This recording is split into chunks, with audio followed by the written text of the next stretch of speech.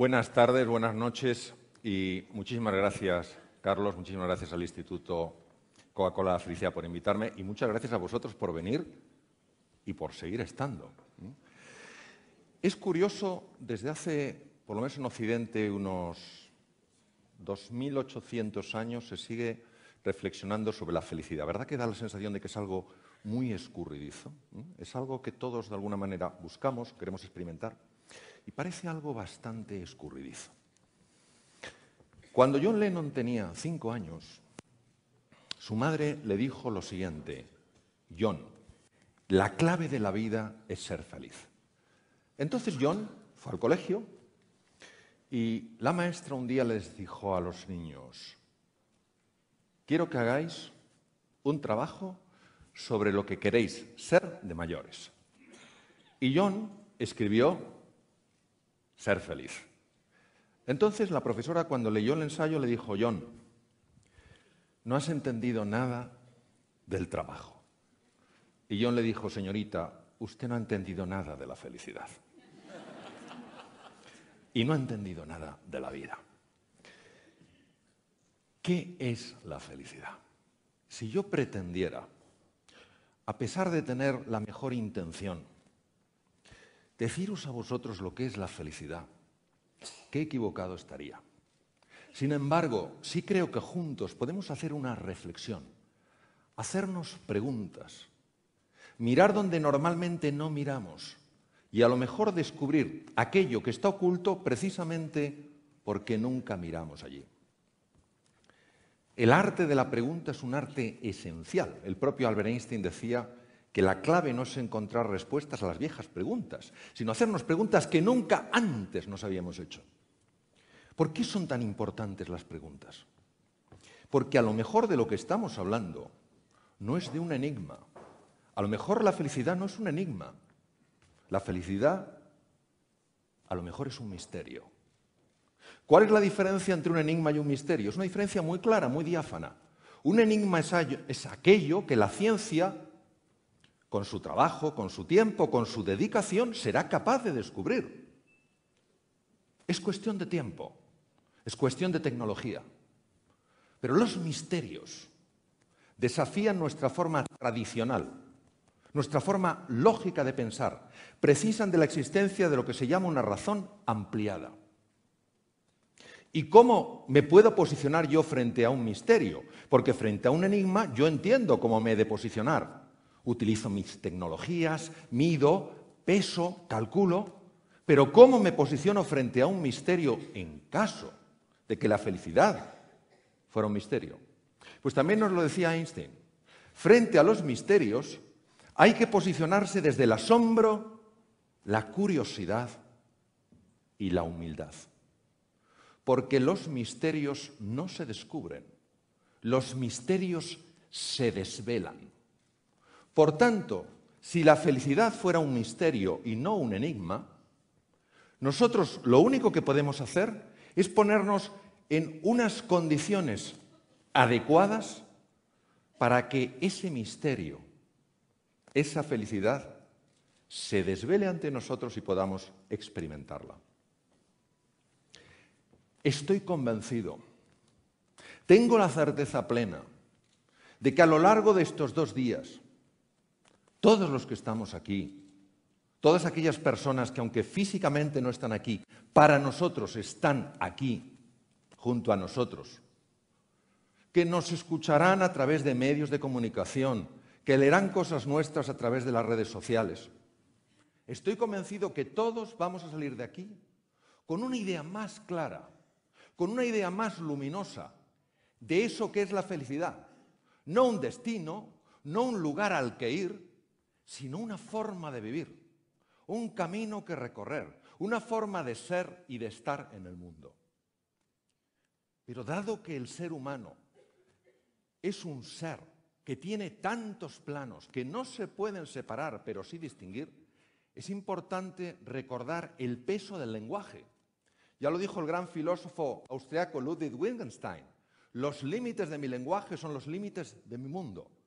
Eso quiere decir que tenemos que diferenciar, porque cuando tú diferencias y tú distingues, tú ves con más claridad. Y no podemos hablar y confundir dos términos que son diferentes en su naturaleza.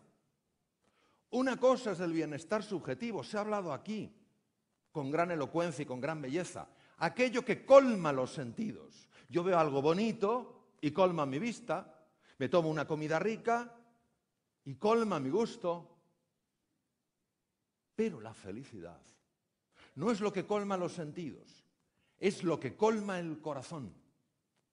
¿Están conectados? Seguro que sí. También son diferentes.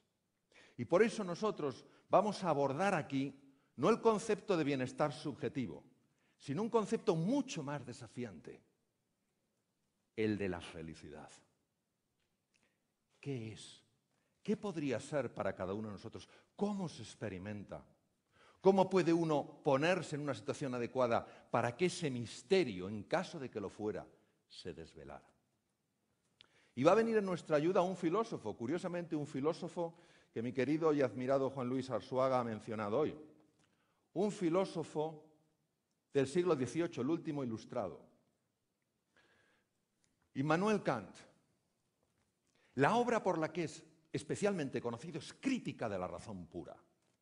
Y Kant hace 3 preguntas de excepcional hondura. Es cierto que no las contesta plenamente, contesta desde su punto de vista, pero solo las 3 preguntas tienen tanto peso, tienen tanta fuerza, tanto calado, son una invitación tan hermosa para que nosotros, cada uno de nosotros, reflexionemos y busquemos una solución. Primera pregunta, ¿qué es lo que puedo conocer? ¿Puedo conocer yo solo las realidades materiales? Aquellas que captan mis sentidos, la vista, el oído, el gusto, el tacto. ¿O soy capaz también de captar realidades suprasensibles? Aquello que no es de carácter material, sino espiritual. Eso es lo que significa la palabra espiritual, aquello que no es material. Por supuesto, no utilizando los sentidos, sino utilizando la razón ampliada, la capacidad del intelecto, para descubrir la verdad oculta en las cosas. Fijaros que Alcance pregunta, ¿qué es lo que yo puedo conocer? La segunda pregunta de Immanuel Kant es, ¿qué es lo que he de hacer? De aquí nace toda la ética. ¿Hay formas de hacer que nos generen una mayor experiencia de felicidad?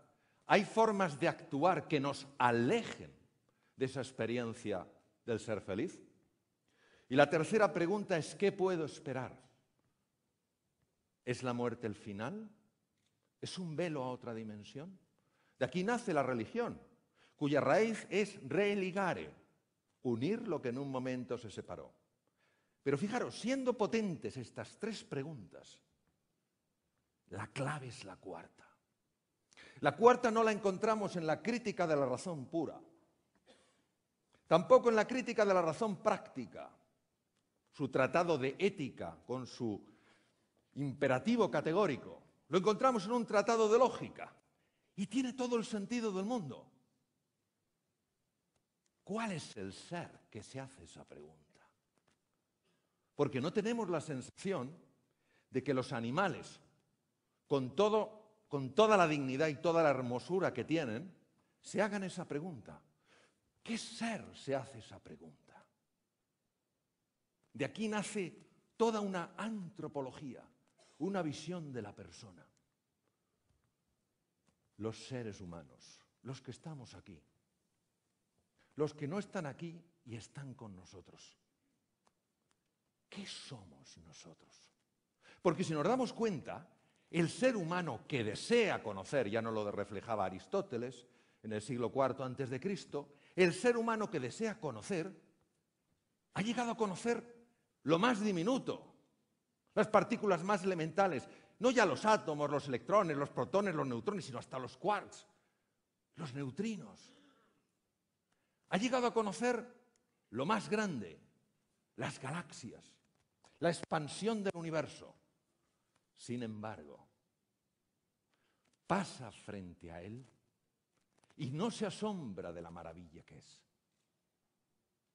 Y el ser humano es como si se autoocultara, como si se escondiera de sí mismo, como si jugara al escondite y nos interpelara, descubre quién soy.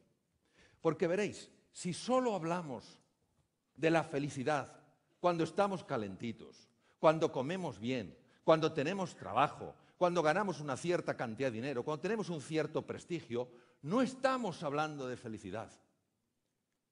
Hay que entender la felicidad cuando el bienestar subjetivo desaparece. Por supuesto que también la felicidad tiene una conexión con el bienestar subjetivo. No es un dilema, no es lo uno o lo otro, sino un contraste, lo uno y lo otro.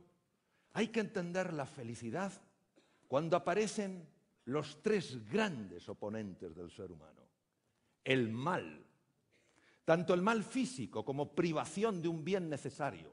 La ceguera es un mal físico porque es la privación de la visión, como el mal moral, la injusticia, la violencia, el daño de esas personas que son tus hermanos, en presencia de la muerte y en presencia del sufrimiento. Por eso, la pregunta sobre la felicidad es la pregunta sobre el sentido de la vida. No la de dar un sentido a la vida, sino de preguntarse si la vida ya tiene un sentido. Y si nosotros podemos mirar al mal, podemos mirar a la muerte y podemos mirar al sufrimiento sin salir corriendo. Y si hay en el mal, y si hay en la muerte, y si hay en el sufrimiento, más que amar en la vida que temer.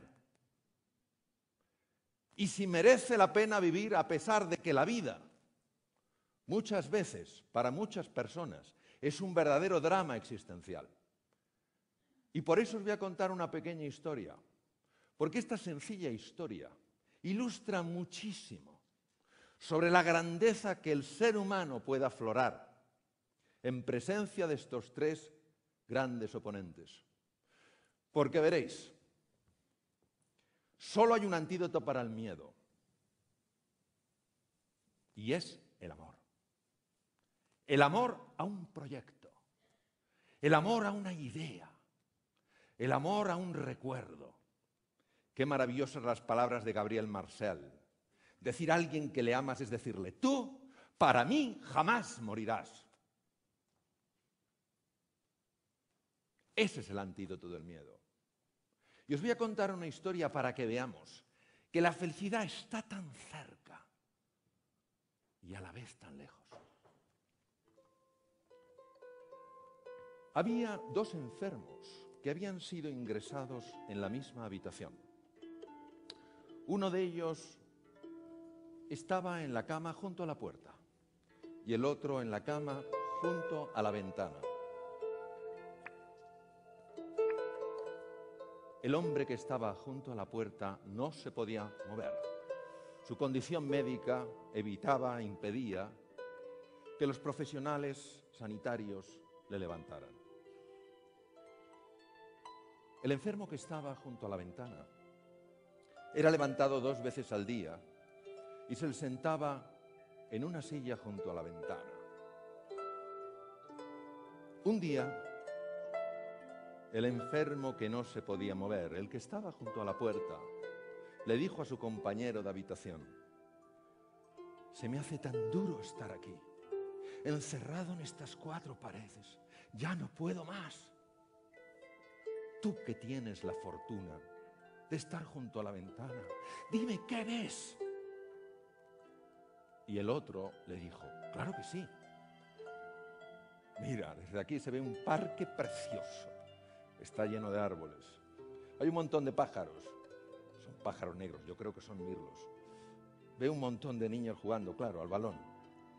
Y hay un estanque y veo unos barquitos. Gente por ahí jugando. Parejas de novios. En todos los parques los hay. Ese relato hacía que el enfermo que estaba junto a la puerta tuviera esos instantes de paz, de serenidad, de esperanza y de ilusión. Pero un día, el enfermo que estaba junto a la ventana murió. y con gran tristeza su compañero de habitación vio cómo se lo llevaban. Poco tiempo después ingresaron a otro enfermo. Ese enfermo se asomó a la ventana y el hombre que estaba junto a la puerta le dijo: amigo, apenas te conozco, pero ¿sabes qué? Antes que tú había otra persona, ya no está. Y todos los días me contaba lo que veía por la ventana. Y no sabes lo que eso me ayudaba. Si tú también me pudieras decir qué es lo que ves, dime qué ves. El otro enfermo miró y le contestó sorprendido: no lo entiendo. Desde aquí solo se ve un muro.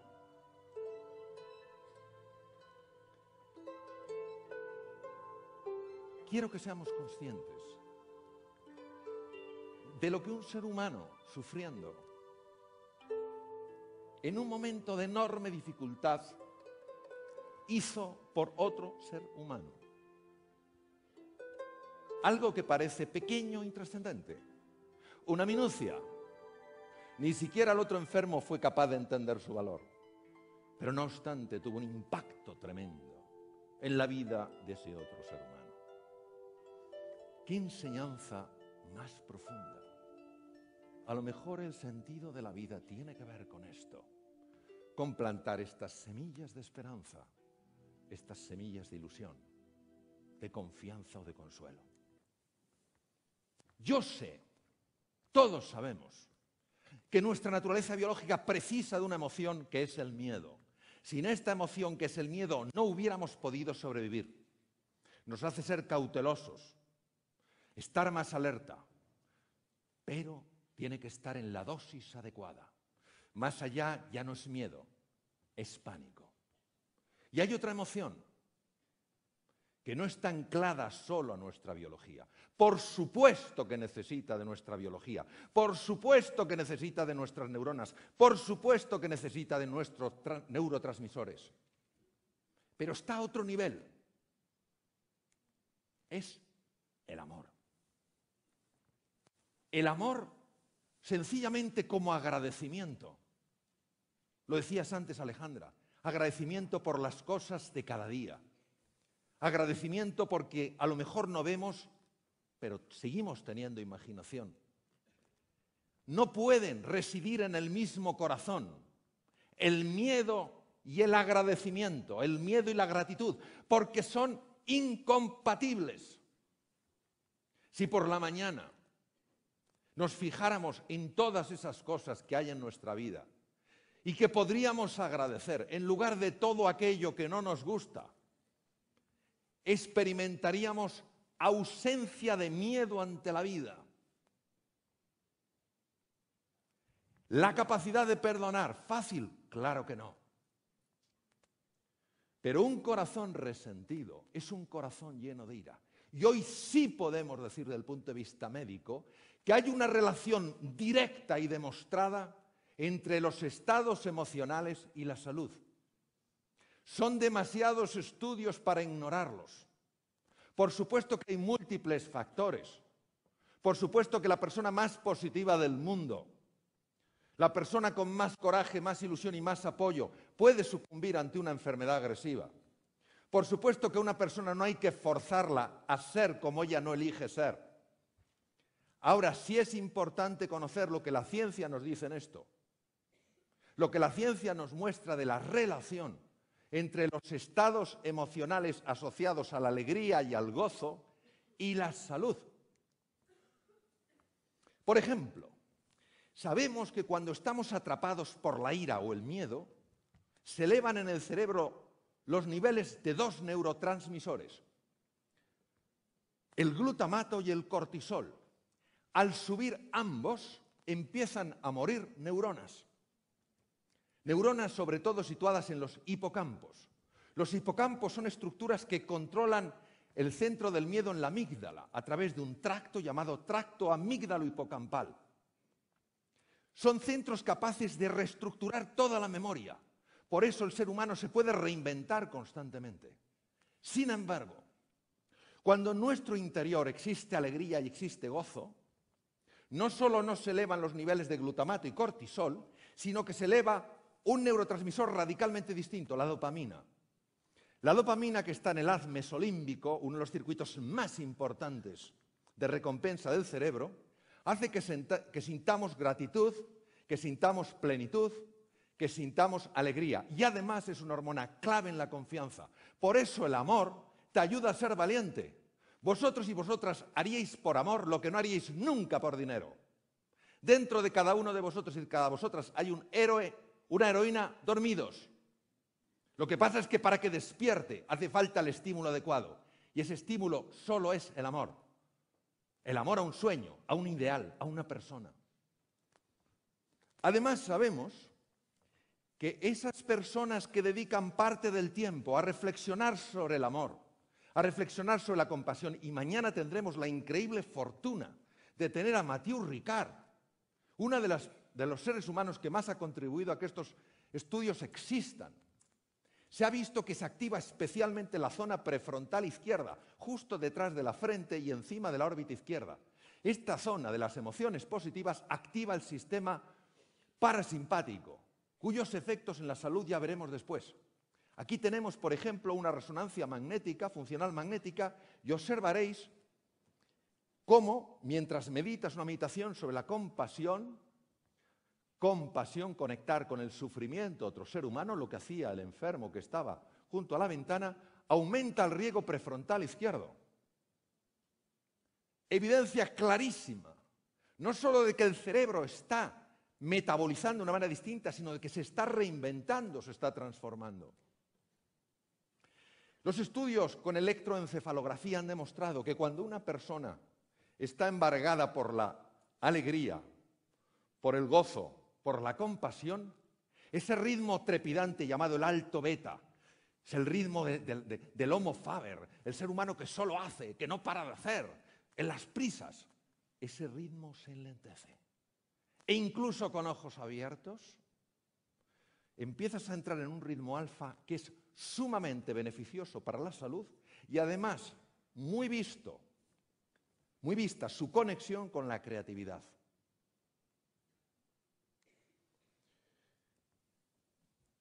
Hay dos sistemas que trabajan por debajo de la consciencia.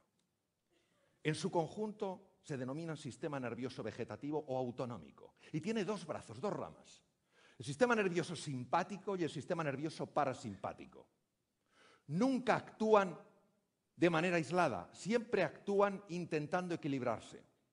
Cuando el sistema que predomina es el sistema nervioso simpático, es cuando nosotros nos vemos en situaciones donde tenemos que sacar un montón de energía porque hay un peligro o porque hay un desafío importante.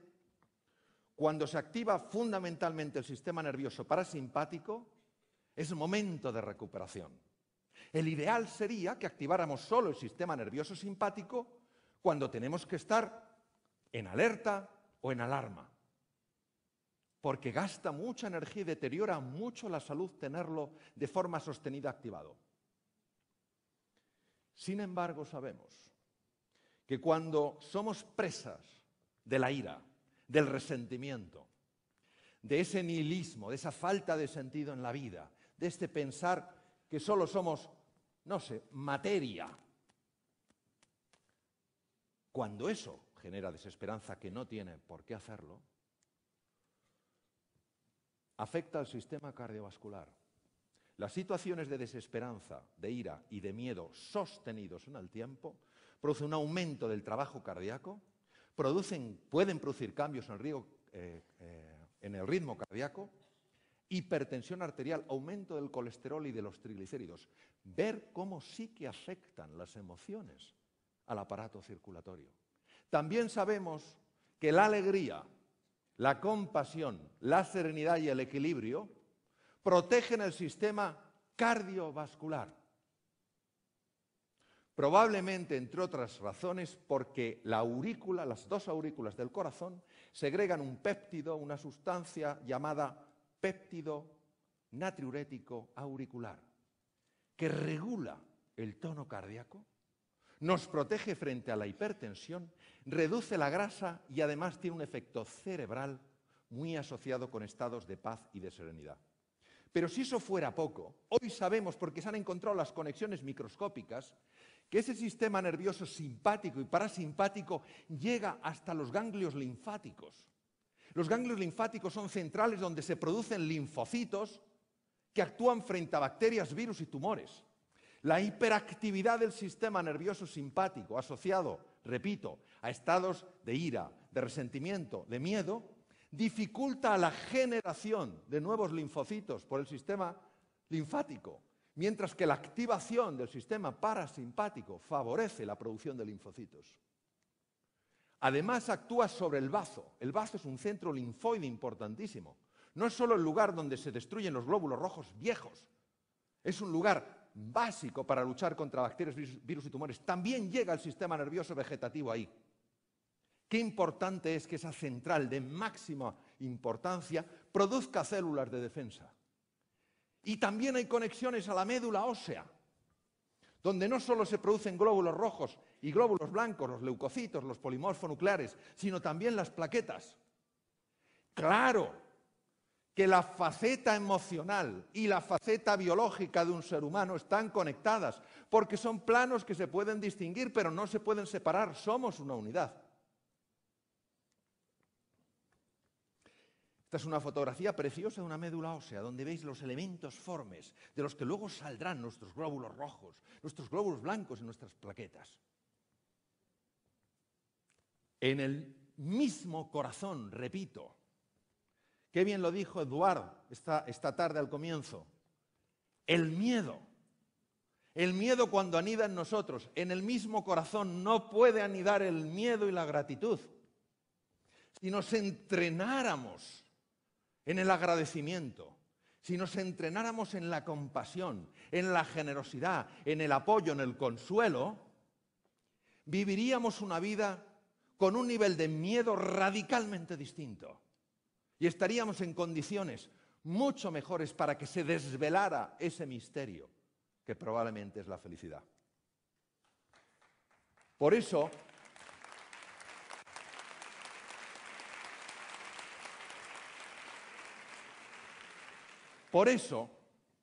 al final, Jean-Paul Sartre, existencialista francés, premio Nobel, ya hemos escuchado un comentario dentro de muchos comentarios que él hizo y que no le merecieron gran afecto, no porque potenciara la individualidad, sino el individualismo. Con ese, el infierno son los demás. Pues a ver si a lo mejor en la vida no hay amigos ni enemigos, sino simplemente maestros. El gran Confucio, 25 siglos atrás, en China, decía: si ves a un hombre bueno, imítale. Si ves a un hombre malo, examínate a ti mismo. Por eso, y con esto termino, para mí,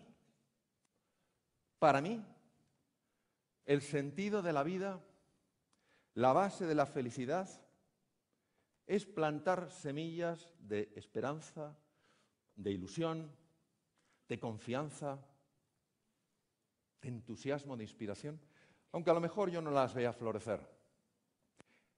Y aceptando que en esas semillas existirá la imperfección de eso que tengo de barro, pero también existirá la perfección y la belleza de eso que tengo de Dios.